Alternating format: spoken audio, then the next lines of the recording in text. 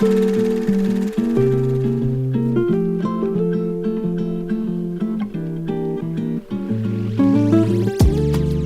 once again to Cinemaholics, the major motion podcast, where we talk about the biggest and best films coming to theaters and streaming online. From the San Francisco Bay Area, I'm John Negroni, film editor for InBetweenDrafts.com, and from Pittsburgh, Pennsylvania, he is a freelance film writer, and he also has a part 2 coming out, and it's Will Ashton, the sequel. The sequel to me? The sequel to Will Ashton. Oh, what's New this? and improved, more action. Okay. Better plot, better pacing, and I feel like Will Ashton Part 1 was nothing but setup. Okay. So it's not a reboot or a remake, to be clear. This is another me, like the continuation of me. Well, you're also a remake of your father. In a way, yeah. That's not and a spin-off of your mother. Sure, yeah. I mean, would you say the same about yourself? Yeah, we all are. Yeah. Sure. Applies to the human race. Mm-hmm. I thought it was, fitting, like, movies now that, like, they announce, like, a release date, ahead of time, it's like that kind of sets you up for like, oh, movies now, they're expected to come out, this date in 2015 or 2025 or whatever. It's like, just like when you're a baby. I don't know where I'm going with this, but I'll let you it's late jump where you in are. at any You're point. Just kinda, I just wanted to let you, I won't call that cooking, but it's something all right. You're heating something up. We're happy to be back, and for folks who are not listening to this in the future, we had to take a little bit of a break, and some just difficulties with like the scheduling, and I gotta say, it a little sad. We missed our Oscars conversation. We still have to talk about our favorite movies of 2023. At this point, it is March, and we're pretty late on Dune. Sure. And it took a while just to get the Madam Web episode out. So hoping for things to tighten up here soon. It's been a sporadic couple of months, that's for sure. I feel like, not to put you on the spot, but I feel like it's mostly been, hey, I'm game to record. When do you want to do it? And you're like, maybe March 17th. And you're like, okay. I was hoping for sooner, but that's an option, I suppose. And you're like, how about the 27th? It's like, okay. How about Duner? But no, here we are now. And we're a little bit like Dune. We got delayed. Dune Part 2. And I think that, it hasn't been that long, technically, since we talked about Dune Part 1. And that was a movie that, I'll let you speak for yourself. For me, I was kind of disappointed. I didn't come out with the knives for Dune Part 1. I wasn't like, there's anything significantly wrong with this movie. I think for me, Dune Part 1, I was a little bit left like, that wasn't a movie. That was the first part of something. And I was feeling like it didn't stand on its own. But I could appreciate the little details of it. I could appreciate what Denis Villeneuve was doing. I had a similar reaction to it that I've had to some of his work. I'm a big fan of him in general. I think Blade Runner 2049 is a true sci-fi masterpiece. And Arrival's kind of grown on me. I didn't like that one as much as most people. And I would say a lot of his other movies like Sicario and Enemy and all those, like, really solid, really, like, just they deliver. Dune Part 1, I was like, well, I'll reserve my full judgment for Dune Part 2. And I remember I vaguely remember this, correct me if I'm wrong, you liked Dune Part 1, right? Yeah, I did. I thought it was a very, very cool theatrical experience, first and foremost. I mean, this was back in, 2021? Yeah. When theaters were just kind of very gradually opening up again. Well, I guess they were open, but people were going back to movies very gradually again. The film release schedule wasn't super consistent at this point, and that summer had been a little bit like... Sure. And, this was also 2021, the year where Warner Brothers was putting all their movies on what was once known as HBO Max. So It is funny to think back and, like, remember that this movie, like, or the first Dune, rather, was available on Max. Like, and a lot of people, I'm sure, watched it that way, but I think there was something comforting about people willfully being like, no, this is for the theaters. We should see this on the biggest screens. We should see this the way the director intended it to be seen. And, it became, I don't want to say it's like the next big sci-fi or science fiction, fantasy, whatever you want to call it, franchise, but it feels like the biggest of this kind, probably, maybe, like, I know it's like a fantasy, but maybe since Lord of the Rings? Like, I don't know. It just doesn't seem like... Nah. It's hard to say because Star Wars and, like, all these other things are continuations. And this is, like, another adaptation of a classic, pivotal, influential sort of text in a way that like something like John Carter didn't really take off, but Dune has been a big franchise starter. I think so. For me, if you're talking Lord of the Rings, there are many reasons, great reasons to compare these movies. Yes. I would say that we have gotten water cooler sci-fi and fantasy. It's just they haven't, to your point, they've mainly been on the smaller screen. They've been things like Game of Thrones, right? There's been plenty of stuff like that has taken off. It's just, in terms of like a cinematic thing, I'm of two minds of this. When it comes to the success of the first Dune, on the one hand, I think that yes, Warner Brothers was always motivated to kind of return to the format that I think you and I prefer. Put it out in theaters, make it exclusive so people go out and they watch it. It's an event, right? And, you and I are interested in that for the artistry of it all. Just like the fact that it's a better way to experience these movies. It's a better way to kind of appreciate and respect the filmmakers. But another thing is it's better for the industry. Like, let's just say it. It's just financially smarter. People will pay money to go to a place to watch a movie and have that experience. A price that they're not necessarily as willing to pay, right? The premium at home or for a streaming service. And I think that the way the streaming bubble has kind of ebbed, bursted, refilled, and bubbled out again and whatever over the last several years has kind of shown these companies that like, we cannot all be Netflix, and Netflix doesn't even want to be Netflix. Mm-hmm. Netflix wants to get in on, the theater game to some extent, at least for rewards. Yeah, I mean, there is something to be said about both Dune movies kind of chronicling the fall and the further fall of streaming, in the sense that like obviously 2020 was the biggest year for streaming just because everyone was homebound. They were starved for content or for films or art, and obviously a lot of people invested a lot of interest into streaming being the next big thing, and to some extent it was. But like when you see something like Dune be available on streaming the same day it's in theaters, and people for the most part choosing to see in theaters. And obviously, I'm not going to say this was the case for every film of that year. Obviously, the Max strategy was a disaster because most of those movies were either just not seen at all or seen on Max as opposed to in theaters. But it does feel like kind of a tides are turning situation. And now we're seeing Dune Part 2 be one of the first major film events of this kind outside of like Avatar or Top Gun Maverick. Like, obviously, these are all sequels that we're referring to, but it does kind of feel like something that's more exclusive to the now as opposed to like an IP, like a sequel to something that came out 10, 20, 30 years ago. Even though this is obviously an adaptation of a book from, back in 1965. Yeah, Frank Herbert's book. Yeah. Well, but that brings me to my other mind of it, though, which is that I do think that while we agree, the HBO Max strategy of releasing these things at the same time in 2021 was a disaster. It lost them a lot of money, but there were some positives that came out of it. It was not a full-on only negatives. There were things that they predicted that would happen that would benefit some of the IP. That certainly was the case, which is a lot of people who would not have seen Dune Part 2 did show up to watch Dune Part 2 because they saw Dune Part 1. Because of the ease of the availability. That's not to say that they wouldn't have stumbled across it anyway when it would hit a streaming service, but I do think that like that initial wave of it did draw in a lot of interest. It's a trick. It's like a little thing that could not work again. Like, I don't think they could do this same sort of thing again and expect the same result. So I would, and I don't think they have the appetite for it anyway, thank goodness. But it is a very unique thing where I think a lot of the success of Dune Part 2 is the fact that it didn't have a traditional release in 2021. Couple that with the fact that when it did come out in 2021, the competition wasn't nearly as bad. Like we're still talking about an era when around this time, this was October 2021. Right after that, something like, for example, Encanto comes out, right? I think that was 2020. Actually, that might have been 2022. But even if it was 2022, it was 2021 because 2022 is when that movie kind of broke out, right? And Encanto, when it hit theaters, crickets. People didn't show up. But then a month later, it did hit Disney Plus. The Bruno song became a huge phenomenon. And then that's where they started getting Encanto like revenue from all the other streams, right? No pun intended. But for Dune Part 1, I think you kind of had a similar effect.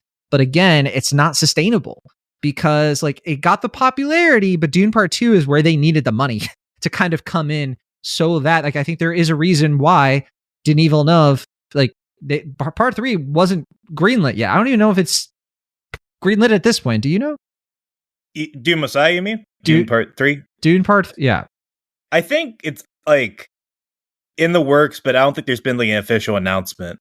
Okay. Yeah, I think that they have to have done some pre-production work, but yeah, it's not a case of Lord of the Rings where they're filming everything back to back. Nor I don't think they necessarily need to in this case because of the nature of the way the film's being made. But anyway, that's all to say. Sure. Dune Part 2 is out, and it was originally supposed to come out this past November. So kind of similar to the last release, be a kind of a holiday thing. It probably would have like just cleaned house at the Oscars almost by default, but it didn't. It's qualifying for this year, much to Oppenheimer's, what's the opposite of delight? I was going to say dismay, but Oppenheimer won a lot of awards it probably would not have if Dune Part 2 had come out in 2023. I think that's a strong case to make, honestly. Yes. It's hard to say. I don't know. I feel like weirdly it would have hurt Barbie more than Oppenheimer because they're both Warner Brothers. Sure. Yeah. But I mean, I think Dune Part 2 and Oppenheimer kind of inhabit a similar space. And in terms of like these different movies and where they kind of interact in the broader Oscar voter mind, I think Barbie is a very specific thing that some Oscar voters are very passionate about. A movie like Oppenheimer, I think Christopher Nolan and Denis Villeneuve are like a certain type of auteur filmmaker, like a big budget blockbuster auteur filmmaker, which is a very specific and rare thing, especially these days, that I think that would have probably been more of a competition. Very interesting competition too, because I think two great movies, just to get it out there. I'm a big fan of Dune Part 2.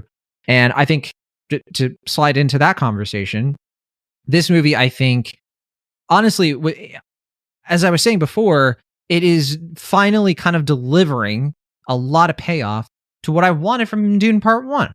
And if anything, it makes me, it's not that I appreciate Dune Part 1 a little bit more. It's more so that like, I'm a little annoyed that I had to sit through all of Dune Part 1 to get to this, because I am coming from the perspective of someone who is familiar with the story already and the books and everything, and kind of wanted there to just be more of like a movie of it. Like just get to the real themes, the real messages, and how they actually like fulfill everything. So I'm a big fan of this movie. It's a continuation of Part 1. It picks up right after Part 1. The praise has been big. The like critics, we'll do the Rotten Tomatoes game, but I think you are aware, critics like this movie quite a bit.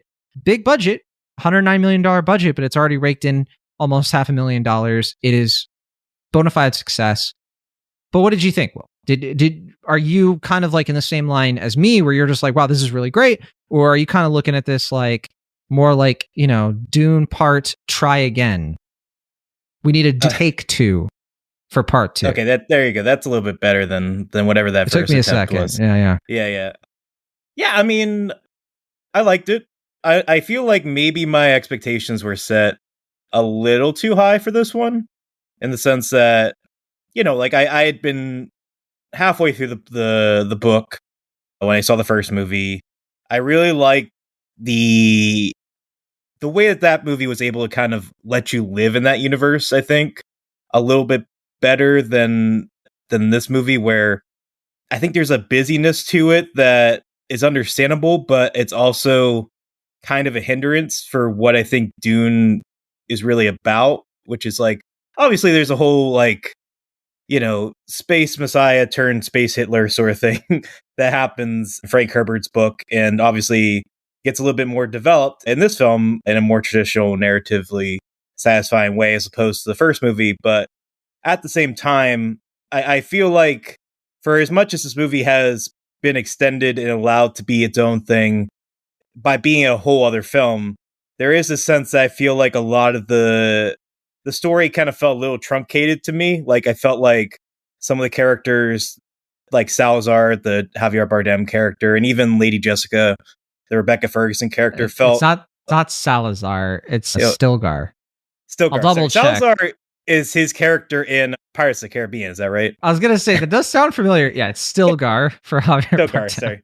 But anyway, my apologies. And obviously, I think, both are very good performances. I really didn't take any issue with the acting of the film, nor did I really take any issue with the production of the film. I think it's all super accomplished. I mean, as a pure feat of just, blockbuster filmmaking, something of this scale, size, it's obviously going to be impressive in its own way, especially once done with confidence and with grace, as I feel Villeneuve's films often are. But at the same time, I don't know. I do like the film. I had a good time watching it. I can see why it's becoming this sort of new great blockbuster sci-fi epic for a lot of people, especially younger people. But at the same time, I don't know, it left me wanting something a little bit more defined, I guess. I just kind of felt like they sanded off more so than the first movie, a lot of the edges with this, in the sense of like, I know that for Dune to be palatable to a mainstream audience, you kind of have to reduce some of the weirdness of it and make it a little bit more engaging or a little bit more understandable to a wide audience. But it just kind of felt like a lot of things got sacrificed in the sense of making this a little bit more, I don't know, like expected, I guess, a little bit more, I don't want to say bland, but like a little bit more, I don't know, maybe generic to some extent. But for as much as I really love some details about, especially Austin Butler's performance, which I think is really where the movie comes alive for me, is when he's on the screen. I don't know, it did make me want a little bit more, which I feel is a little greedy, but I do like the film. I'll say that one more time. But you want to be careful. Austin Butler doesn't come for you with those knives. But I'm still kind of working through like why this wasn't like a slam dunk for me. It's more like a third base thing than a home run for me, and I'm not 100% sure why yet, and I'm still working through it. But yeah, it's a good film. Third base is still really good. So yeah, that's easy to take to heart there. Yeah, for me, I got everything that I wanted, and everybody comes into movies wanting different things. That's the for sure aspect of this. But I think for me, what I wanted out of this movie more than anything else was just the point to really start to take fruition. I think there is an advantage to these movies as an adaptation beyond the obvious stuff, which is like, yes, you get to see it in live action. You get to see the costumes. You get to see the worms. You get to feel the epic scale of the books amplified in a cinematic setting. That is the whole point of adaptation. It's why we do this. It's why adaptation can be a wonderful thing when done correctly. It's not as easy as doing something correctly. Sometimes there's a lot of luck to it too. There's sort of like an invisible, science to it that nobody can always 100% guarantee will work. In the case of this movie, I come out of it feeling like they actually, like Denis Villeneuve, he has a co-writer for this too. I'll double check the name here. It's Jon Spaights. What they're able to do is they're able to take something about the books that was complained about, which is that this is another chosen one kind of story, that this is like the Messiah thing. It's kind of glorifying a white savior and all of that. And Frank Herbert, I think that he wrote more books kind of in response to that. Very famously was like, I really want to make sure people get the point that this is a cautionary tale. It is a meta-awareness tale about this kind of trope. And I think that is the thing where it's like, if you can do that well, you have me hooked, because I think the chosen one trope is overdone. I think that there is still something interesting to do with it. And that's kind of where this movie kind of strikes a chord with me, because there is a way to get this wrong, where it's like, if you're too preachy about it, it does start to make you dislike Paul Atreides, played by Timothée Chalamet, too much. And I was very, very trepidatious about how this movie would handle this part of the story, based on the fact that I have found Timothée Chalamet to be a little hit or miss. And I there have been times where I'm like, I don't get why this guy is like kind of, glorified as much as he is, when I think that he has high highs and low lows for me. I think Call Me By Your Name, which, I actually kind of mentioned briefly before we started recording. I think that he's wonderful in that movie. I think that is a brilliant performance. It's a performance that sticks with you, especially the final, credits. That might still be his best performance, I think, at least for me. It just might well be. But there have been other movies he's been in. What was that one? Not Boy Erased. Ben is Back. When Ben came back. No, that's Lucas Hedges, right? Ben is Back with Julia Roberts. Boy Erased is Lucas Hedges. No. Ben is Back, I think, also has. Isn't that Lucas Hedges? I'm looking it up because I refuse. It's made by Lucas Hedges' father, right? Isn't that why? Okay, yes, you are right. You're right. But Boy Erased also is Lucas Hedges. But this is what I mean. But no, Boy Erased is Joel Edgerton, right? Who is what? Sorry. Okay, so Peter Hedges, I believe, is the director of Ben is Back. Ben is Back. Beautiful Boy. That's what I was thinking of. Beautiful Boy. Oh, yeah. Okay. So many boys. In my defense, these movies came out around the same time. But no, Beautiful Boy. And then there were other movies like The King. There was stuff like...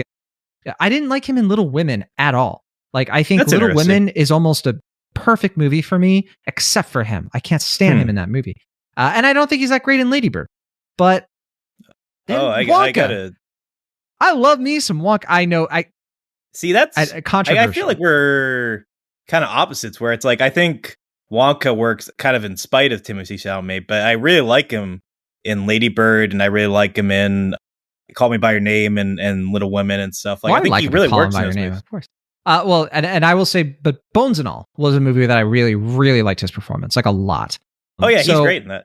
I think if not, I think he and Taylor Russell, like, I mean, just one of the most like that on-screen chemistry is just like something else. But sure, yeah. Anyway, him and Luca Guadagnino, they do magic together, which is making me very excited about Challengers. Not because he's in it, but because Zendaya's in it. And I feel like if there's any weak link in Dune Part 2, it might be her. Not because of her character, but I think her performance is maybe a little bit lesser than I think she's the cast, which brilliant is all like in this movie. No way. I could not disagree more. I think she is the key to this movie being that extra level for me. Like, for me, it comes down to her. This movie does not work unless her, because so much of the Timothée Chalamet performance kind of hinges on how she reacts in real time to what's going on in the world around her, not just with him, but with this situation. And I think if there's one thing about this character that like really sticks out to me, it's yes, she is a character whose agency is a little confusing at times, and it can be something to poke at. I think her agency is much, much better in this film than it was either in the book or in the David Lynch film. I couldn't agree more with that. Yeah. Chani is much, much more well-defined. And I take no issue with how she's written, to be clear. And I don't really even take that much issue with Zendaya's performance. I just feel like she's the weakest of a pretty much all-star cast. But keep going. I don't want to That's how I feel about Florence Pugh. I think Florence Pugh in this movie is kind of anonymous. And that is, I think part of it is because we've seen Florence Pugh do such brilliant work before that I think in this one, I'm like, it's kind of a yawn for me. I think that it's not her fault. I just think the writing for her, again, it's like Dune Part 1. It's like, when does the interesting stuff with her character happen? I mean, I'm just going to kind of assume that they're going to have to add more to her for Dune Messiah. Because like, I really like, for as much as we can nitpick Chani and the way she's written in the books and has been portrayed, like, I can't even remember Princess Irana, or I forget the Irulin, I think is how, I don't know how to say it, but yeah. But like, yeah, she is like almost a near non-entity besides one pivotal point at the end of the film in the book. So it's like a really hard character to like make fully function unless you like change the character almost entirely, which would be near impossible for the story that's being told here. So I think that's an unenviable job on Florence Pugh's part, and I think she gives it as much dramatic gravitas as she can. But I can get what you're saying. I can see why that performance of any of these may be the one that doesn't work for you. I don't understand why Christopher Walken is in this movie. I don't. Oh, best part. Not that I'm unhappy. Not that I'm unhappy to see him. The casting doesn't make sense to me, and totally distracting. That he is the best part about this movie. Oh, 100%. Well, all power to you. I don't see it. I'm just like, it's distracting to me. I don't see a character there. I just see the actor collecting a paycheck. Oh, wow. And I do not understand what he's doing in this movie. I don't see him. Wow. Really, there's no connection between the characters for me at all. And this might be the most we've disagreed on something since Beau was Afraid. He's not in enough of the movie for it to bother me. Like for the whole to like judge the whole movie, but every single time he came on screen, I was like, "What? Like, did he?" It looks to me like he rolled out of bed and they just like put a shirt on him and he memorized the lines that day. All right, I don't even know where to begin, but okay. First things first. I don't know if it's coincidental or intentional, but I feel like the casting for Christopher Walken was because of the Weapon of Choice music video, right? because that like the whole thing in Weapon of Choice is, they quote Dune, like, walk without rhythm and it won't upset the worm. Are you sure that's not just a coincidence? It could be, but I don't think that's something that was on Christopher Walken's mind, but I have to assume that at least one of the producers had that in mind. But no, I think it was on your mind, that's for sure. No, I think the Emperor, it's so integral for him to be this sort of like larger than life, but also like not entirely unreadable, but like this sort of grandiose enigma sort of character. Yeah. But like what I love about Christopher Walken's performances is, for one, I feel like Villeneuve actually makes it a real performance. Like I feel like he's someone who, I mean, I still need to catch up on Severance, but I feel like of late, whenever he does get to walk, when he gets to act, I mean, Christopher Walken has been defined more by his quirks and like a series of kind of like eccentric qualities that don't really always define a character. And that's just because people, especially in the 2000s, I think kind of just latched on to his like, way of speaking and just kind of, Walkenisms and stuff. But this feels like a fully fleshed out performance in a way that I feel like we haven't seen, especially on this scale, from Christopher Walken in a long time. And the world weariness and the strain and the like sense of displacement that I think he brings to the character is just really well defined. Yeah, he's absolutely outside of the worms, which I think it should go without saying, but any Dune movie, the best thing about it are the worms. And I love the worms, and every time the worms come on screen, there's a big smile on your buddy Will Ashton's face. But fortunately, we agree on that. Thank goodness we do agree on that. Christopher Walken, I think, is quite easily the second best thing about this movie. I have to entirely disagree with everything you said negatively about him. It's just a plain disagreement between the two of us. We've each made our cases. I will just say that at least when it comes to Severance, I mean, that is a tough thing to beat. I mean, his whole role in that show is just something else entirely. I couldn't stop thinking about it for weeks and weeks after I finished the first season. I can't wait for the second. But anyway, Rebecca Ferguson still really good in this. I think that she is just one of the reasons I liked the first one as much as I did. I think she's a big kind of focal point of that movie. Still has a role here, but not as big, not as like dramatically big. Josh Brolin still great, and I think Stellan Skarsgård just like he just feasts on this role. I do think that Dave Bautista, his role works. I like what happens with him as a character. I feel a little bad for him getting stepped on as much as he does in this movie, but I mean, it ultimately works to the movie's benefit. I think he's really come into his own as an actor. The way that he's portrayed in the film can feel a little one note, and I don't blame him for that. I think it does kind of feel like, just be angry all the time in this movie in a way that, like, I think that's where the split kind of hurts the story a little bit, in the sense, like, I think that character would have felt maybe a little bit more well-rounded if this was like one story, but splitting into two, like, you kind of just get the, like, he's angry in this part. And so it makes the character, for this film at least, seem a little one note, but I think he does well with what he can. I agree. There are a couple like fun little cameos in this that I wasn't expecting. I won't give them away, but I guess a lot of people will know that they're in this. Javier Bardem, kind of touched on him before, but man, I think that he pulls off something really interesting here, which he's able to like add, he's a comic relief, and in a movie that I wasn't expecting like humor to really work, and there's not a lot of it, but like it shows up with him. And it really works for me in this movie. And I've seen some people disagree with this. Some people be like, yeah, you know what? It didn't quite match for me. Other people are like, those are some of my favorite parts of the movie, because like if it's one character, it doesn't break the immersion, because you're like, yeah, that's kind of this character. It's just kind of funny, like what's happening with his character. And I've seen some memes coming out of it that are really fun. And I don't know, it brought a simple smile to my face. And it really looked to me like Javier Bardem had a lot of fun with this role. Yeah, I mean, I do think that's one of the few things, like these two films being made separately as opposed together. You do see Villeneuve kind of took the note of like, lighten up a little bit, buddy. Like, it feels like there are actually, like you said, there are jokes in this one. Like in the first one, it's maybe a little too, straight face for its own good. It does kind of feel like this one at times is allowed to be a little bit looser as far as, like the tone of it goes, at least. Maybe not in story, but I don't want to discount, like, because Josh Brolin also gets a few like more lighthearted moments in this, I think, comparatively at least. But I do have to say, as far as the comedic beats go, I feel like there were some unintentional laughs I got out of Javier Bardem this time around, just because the way that his character is written throughout is just like every other line of his is just like a character will be like, geez, like, I have to go make a big mess in my still suit. I had too much sand. As written. Like every single line is as was written. Or it is told and it is written. Like there'd be a wonderful drinking game to be had about every time he says it is written or as it was written or as it was foretold or however. Like I feel like it got comical in that respect.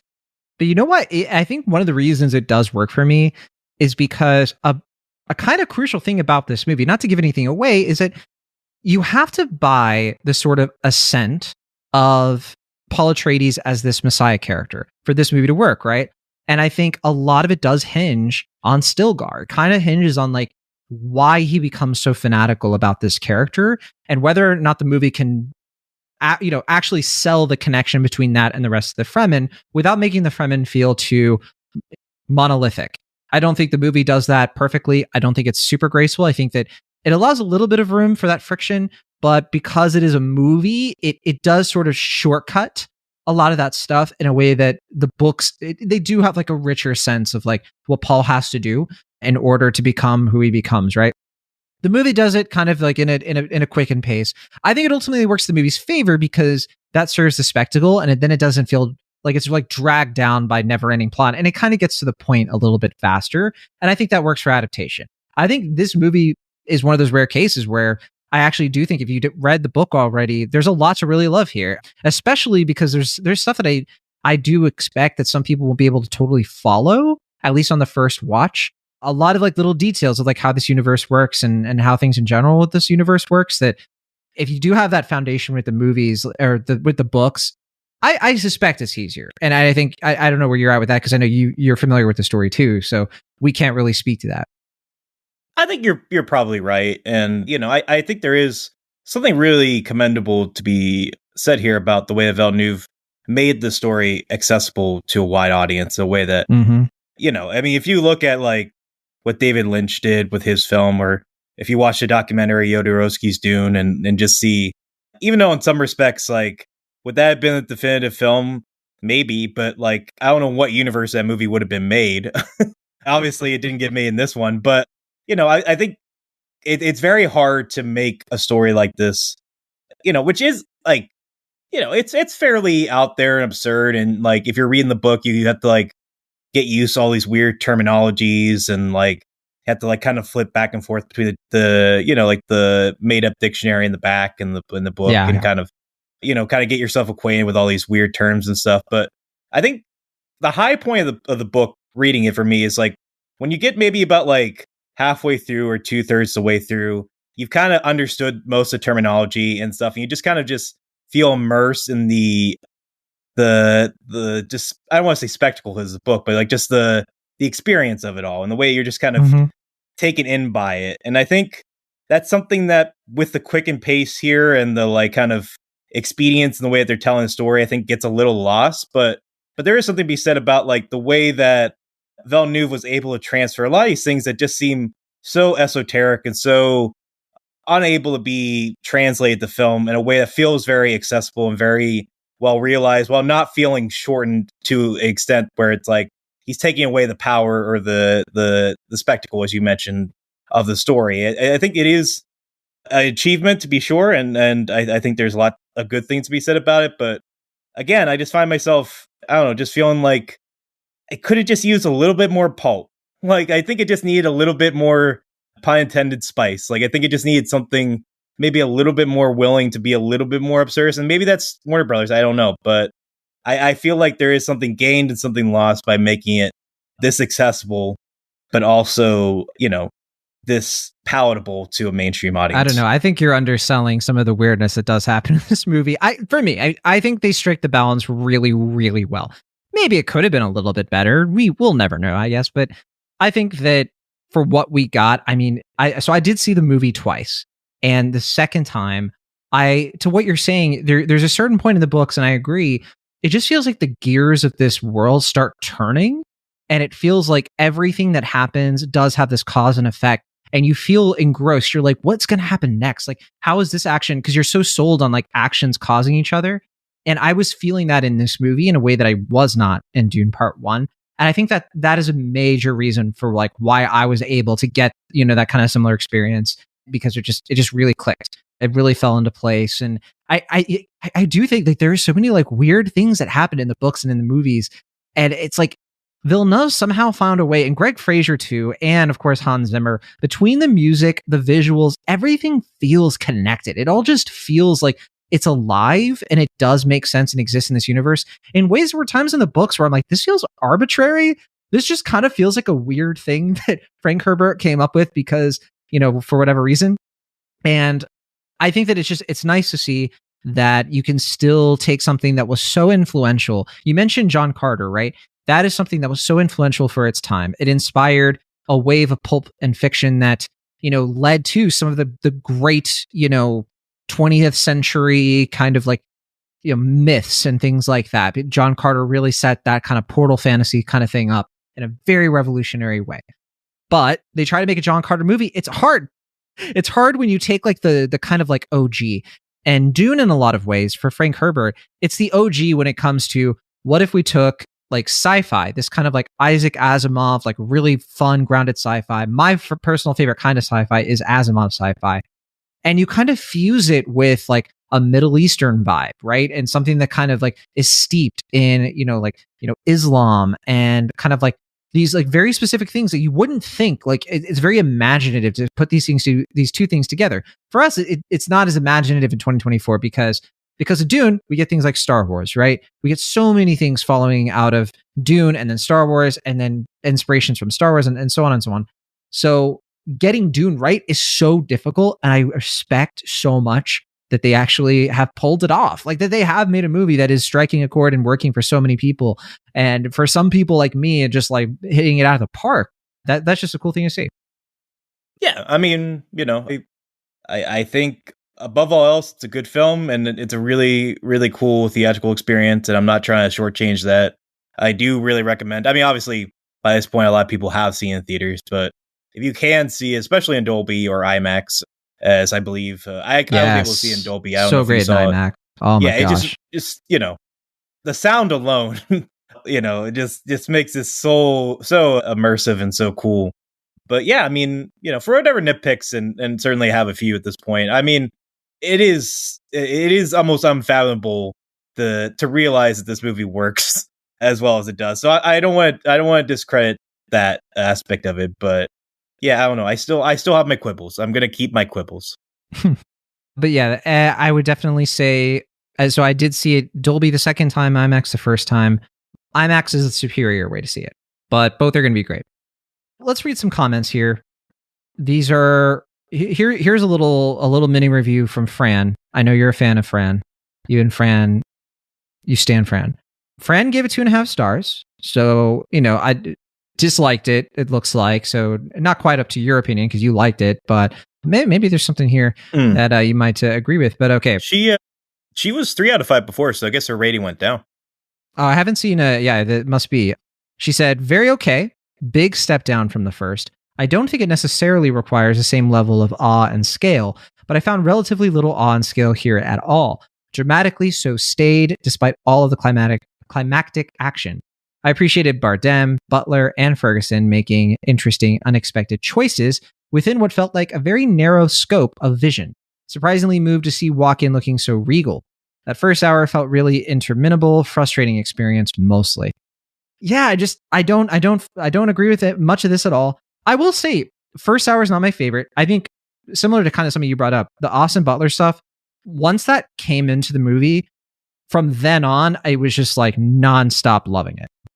And I love that whole aside. Everything with like the Austin Butler stuff, the gladiator fight scene, I was totally gripped.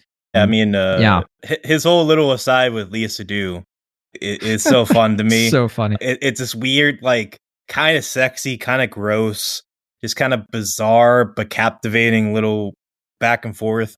Yeah, I don't know. I mean, I kind of wish the movie, like, I guess that's what you're kind of alluding to by some of the weirder things that might creep up into the film. And And funny enough, that's like one of the things that I think the movie diverges away from the book from, if I recall, because I don't really remember that being in the book, but I could obviously have forgotten it. But yeah, I don't remember. It has been a while. Yeah, I have the book right behind me. Let's pop it up. But you actually can see it on my video now that I think about it. It's like right by my head. Yeah. But no, I mean, I agree with maybe small parts of that. I think I had more fun watching the first movie because it kind of felt like it was more about the vibes and just being immersed in this odd little futuristic world in a way that I feel like I kind of wish this movie had the capability of being allowed to have like some of those breathier moments. I'm not going to go out and say that it's the better of the two. I think they're more or less on the same page for me at this point. But I think there is something to be said about like there's a spontaneity and boldness to Butler's performance that I feel like I wish the movie allowed its other actors to kind of have that more readily, you know, because even like Christopher Walken, in my opinion, at least, is pretty reined in an effective way. But like, you know, even like the most like, you know, famously eccentric actors kind of feel honed in a way that Butler is able to kind of go big and broad and in a way that I found myself very drawn to and kind of sold him on me in a way that like, you know, because before, like, you know, it's like, well, he's like good in like Once Upon a Time in Hollywood, and I really liked him in Elvis, but it's just like a kind of one trick pony thing. And then I watched this movie and I'm like, no, Butler's like the real deal. Like he's he's not just, you know, like the flavor of the week sort of thing. Like he's going to become a really interesting young actor. Interesting is the right word. Yeah, because I think that he chooses his projects really well. Sure, and he commits. I mean, Elvis, he committed so hard to that movie, and I think like that press tour is really what kind of sold me on this guy. But yeah, I don't know. I mean, I don't know. I think it's better than Fran's giving it credit, to be sure, but I can understand at least some of her complaints. There weren't a lot of negative reviews I found that were, you know, as well said as that one, where I really got a sense of like why the movie didn't work for the person. This is a much more positive review. This is from Buddy O. Buddy said, Denis Villeneuve is arguably one of the best working directors right now. Dude keeps pumping out bangers. Javier Bardem ups his game and is absolutely hilarious and a standout for me. The music is so effing good and makes these movies. I get literal chills every single time. Super excited to see where it goes. The lore keeps getting way more interesting. Anyone else think Austin Butler looks like those Photoshop celebrity pictures with no teeth? I did think that Austin Butler, I was like, why is the Splice monster from Splice in this movie? There was like a fun little, I could not stop thinking about that for a good minute there. I do want to like echo the music one more time. I just think the music is just, oh my gosh. It's just, it's so perfect. Like, and I do love the jokes where people are like kind of like wailing the like to the music, doing like random mundane things. But that kind of speaks that it's like, it's kind of one of a kind. Like it's such a unique vibe for the music that I just, whenever there were times it was getting a little loud and I was like, oh my gosh, turn down my hearing aids. But it makes so many scenes for me because I feel it. Like I just feel like I'm there. I feel like I'm supposed to feel what I'm supposed to be feeling. It's so emotionally manipulative and I love it for that. Yeah, I mean, I don't know if I have too much more else to say about the score, but I mean, you know, it's rare that you see a movie like this and you can close your eyes and get maybe almost as much out of the film as you would, you know, seeing it with your eyes open. But, you know, it's, good point. Yeah, it's really cool.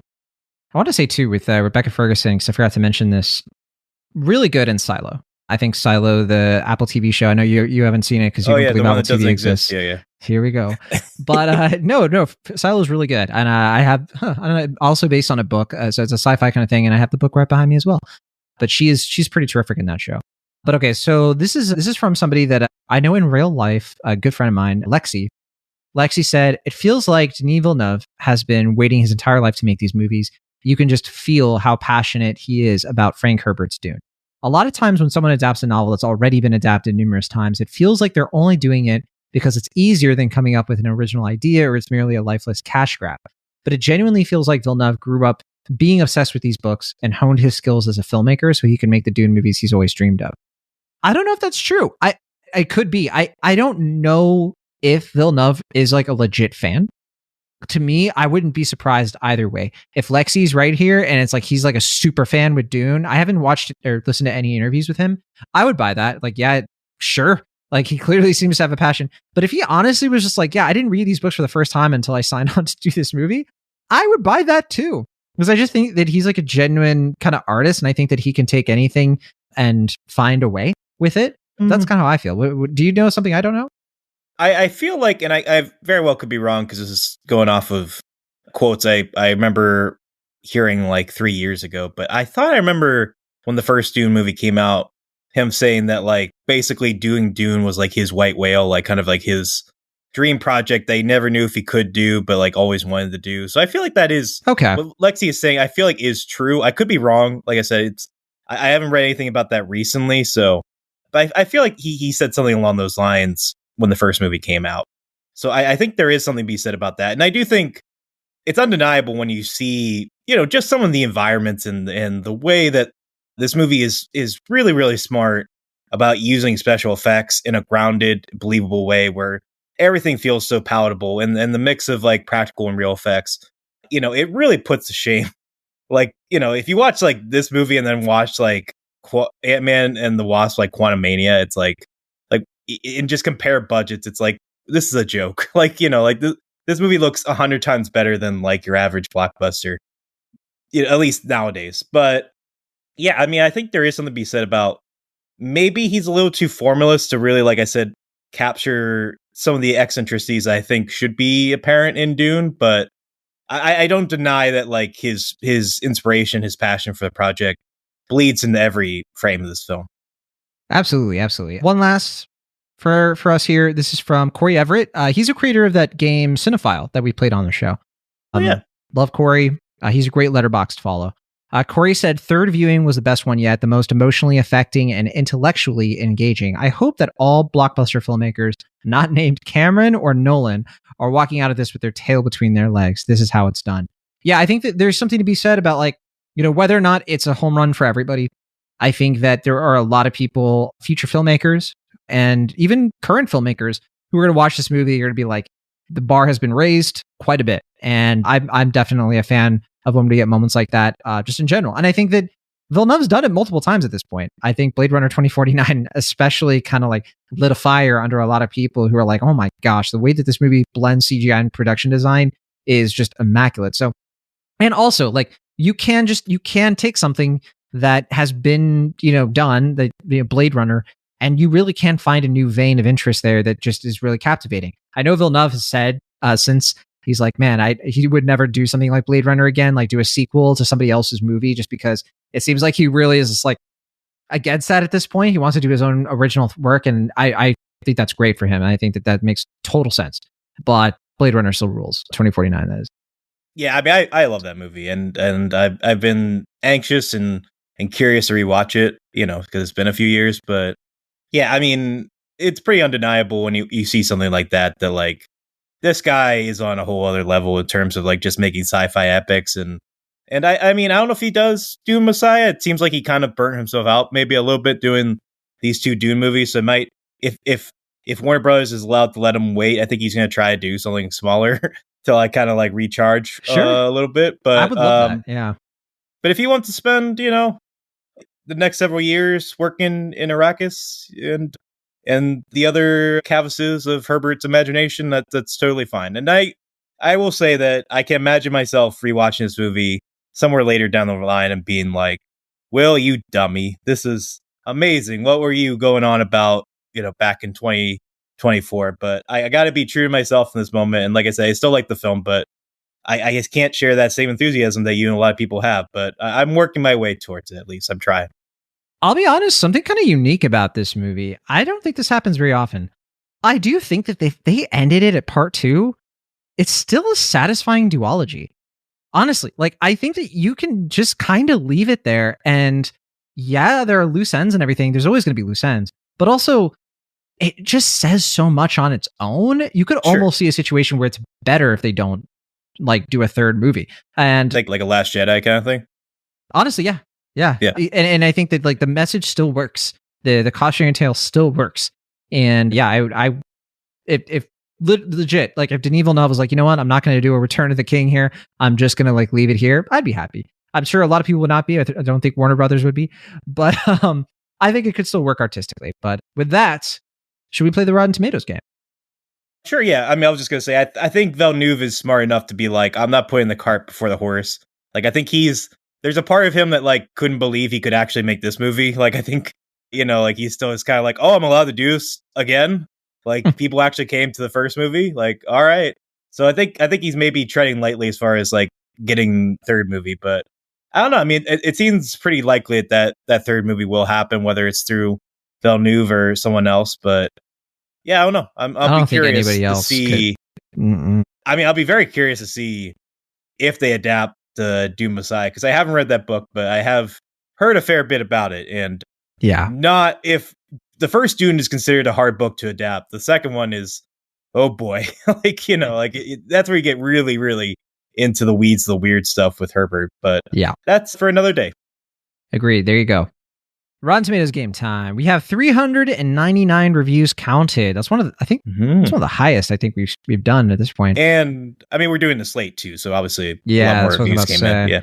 Yeah, because usually for like the big movies, it's usually around like 350 on the high end. But all right, Will Ashton, the critics have spoken. What's your prediction? What do you think the Rotten Tomatoes score is? I have a feeling you might have heard about it or seen it, but it could have changed. So I think it's got to be like way high. Like I don't see a lot of people being outright negative about the film. I can see some people maybe being a little bit more muted compared, like maybe closer to me comparatively, but I'm gonna say this is like a 97%. You went a little too high. It's actually 92%. Yeah, there's some fans out there who are just like, well, it ain't it. But yeah, 92% still extremely high. And I think especially for a movie that is, we haven't said it yet, 2 hours and 46 minutes, so pretty long. And also a movie that is, it's a sequel, it's a sci-fi movie, and it's a hard thing to please everybody with that kind of stuff, with genre stuff like that. So 92 is very impressive. All right, 5,000 plus verified ratings. What do you think for that? Audience score, I forgot to say it. This is audience score. Yeah.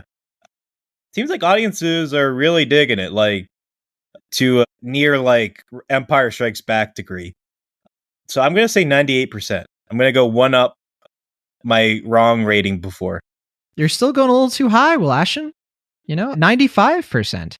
Okay. I mean, look, that's still very high. Folks are taking one look at Dune Part 2 and they're like, I love sand. I love that it gets everywhere. And power to them for that.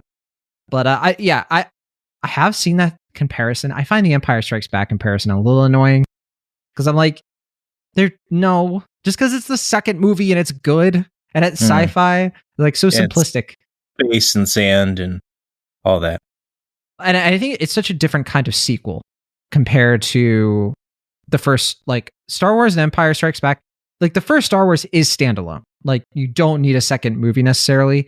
The second movie just expands everything. It's like Across the Spider-Verse. That's a better example of Empire Strikes Back, where people like the sequel even more, and it feels like it takes the first one and it turns it into a trilogy. This is completing the first movie. That is a totally different kind of sequel in so many different ways. It's more akin to something like, I don't know, Before Sunset, where it's like you could do. I mean, even then, but I think like when you finish Before Sunrise, you're like, well, like you have to see the next movie. Like what happens, right? And then the next movie happens, but you could end it there. And my metaphor is not working for you, is it? My comparison? I kind of maybe get what you're saying. I do think you can watch Before Sunrise, not know about the existence of the other two movies and be like, that's a really satisfying, lovely little indie. But it just, the fact that there's a second one where you kind of follow up later really, really works, obviously. And I think those movies kind of get a little bit better with each one in some respects. But yeah, I don't know if that's comparable to Dune Part 2. So in this episode of Cinemaholics, John compares some of the best little sweet little, humble, low budget movies of all time. Okay, cinema score. What do you think for that one? Cinema score? I feel like this is just like a straight like A+. It is not. It is an A. Okay. Again, you're just going too high. Folks are rolling the dice, and they're not saying snake eyes, but they're close. So it's an A cinema score, which is still fantastic. I mean, higher than a lot of other stuff we talked about lately. But let's finish this out with Letterboxd. Now, with Letterboxd, we have 1 million watches. That has happened, I think, on movies we've talked about, but only maybe once or twice. It's a regular Saltburn. My goodness, that is a high amount. That was the last movie to come out that I believe crossed the 1 million mark on Letterboxd. Saltburn? Yeah. What? That wasn't a million, was it? On Letterboxd, yeah, 1 million people logged it. It was a big thing. I'm talking about watched it. What? Yeah. 1.8 million? Yeah. How? Why? People wanted to see Barry's Wang. My God. All right. Well, all that put aside, Letterboxd rating, what do you think? I think it's I remember hearing it was high, but I'm gonna doubt myself a bit after these last few. I'm gonna say 4.4. Oh, closer. And this time you did undersell it. It's 4.5. You're only 0.1 away, which is for Letterboxd fantastic. Yeah. There you go. Yeah, 505,000 hearts, which is extremely high, unbelievably high. Also, it is right now number 12 on the Letterboxd Top 250. That's pretty fantastic for, another thing that we don't usually see. I think we can count fewer than 10 times, maybe fewer than 5 times a movie this close to release we've talked about that's been on the top 250. So pretty incredible to see. I'm trying to think of other examples. What, like Cross Spider-Verse and Everything Everywhere All at Once, maybe. Yeah. Those are the main ones that come to mind for me. But all right, thank you so much for listening. We do want to do our Oscars episode. We do want to do our best movies episode. There are some more movies to come out though. So we apologize for the delays and, hopefully, huh? Are we doing Love Lies Bleeding? Are we doing Kung Fu Panda 4? I haven't seen either. I haven't been able to catch my screenings lately. I think the big stuff coming up that hasn't come out, there's Ghostbusters Frozen Empire. I know that's on the horizon. Also the Godzilla Kong movie that's going to be coming out. Mm-hmm. And there are a few little things that could be interesting. Love Lies Bleeding, I have heard is good. And so I am curious about it. If you make me watch the new Ghostbusters over Love Lies Bleeding, I'll do it, but I won't be happy about it. Well, besides those, we do also have Problemista, which could be interesting. And I could do a A24 double feature there if you want to do that, and Love Lies Bleeding. I'd be happy to skip the American Society of Magical Negroes. No, thank you on that movie. Yeah, I heard that wasn't very good. I might see it just out of curiosity, but not in theaters. And then last up on my list here is Immaculate, the Sydney Sweeney movie. Oh, yeah, I'm kind of curious about that one. She's having a moment. That's a reteam with did you see The Voyeurs? Yes. Yeah, it's the same director. I never saw that film, but I know it's kind of gained... It's pretty bad. Is it? Yeah. Yeah, I do not like that movie. People have been kind of coming to bat for it of late, which is interesting. Really? It was... it's Rear Window, but stupid. Okay. I would say... That doesn't mean it's bad. I don't think Sydney Sweeney... It doesn't do Sydney Sweeney and Justice Smith any favors. I think that they are... Well, speaking of American Society... I know. I was just about to say there's a connection there. But yeah, so that's what we got possibly cooking up soon. And of course, Alex Garland's Civil War. I cannot wait to see that. That's probably going to be... I'm just so curious. After what happened with that movie, Men, I'm just like, what is going to happen with this Civil War movie? But yeah. Oof. His quotes make me nervous, but the South by Southwest reactions seem to be encouraging. Yeah, agreed. And I haven't looked too close at anything South by Southwest besides that in the American Society of Magical Negroes movie. But I will say, also coming around that same time, because that's going to be in April, but around that same time, the Fallout TV show is going to be coming out, Will Ashton. I know you don't care. I know you don't, when it comes to Fallout video games and all that, you're like, no thanks, whatever. But, and the subject of shows, I do want to say Shogun has been living up to the hype. Fantastic. I want to watch that. It's really good. TV wise, you know this. I've been pulling a John Negroni. I've been watching a dang anime show from the 90s called Neon Genesis Evangelion. So that's been kind of taking up my TV time because I want to watch End of Evangelion, which is going to be in theaters Wednesday, which I've heard is very good. But yeah, I do want to get into Shogun. I want to watch all these shows that I've been putting off because of Oscar season. Yeah, there's a bunch more for me too. But yeah, we'll have to focus in though on what we got left for just stuff that we're supposed to talk about months ago. But thank you as always for listening. Really appreciate it. And we'll be back soon. Promise. From the Internet California, I'm John Negroni. And from the internet, Pennsylvania, I'm Will Ashton. Will, what? Why are you banging on your desk like that? You're gonna summon an angry fan. It's the word. See you next time. Bye-bye.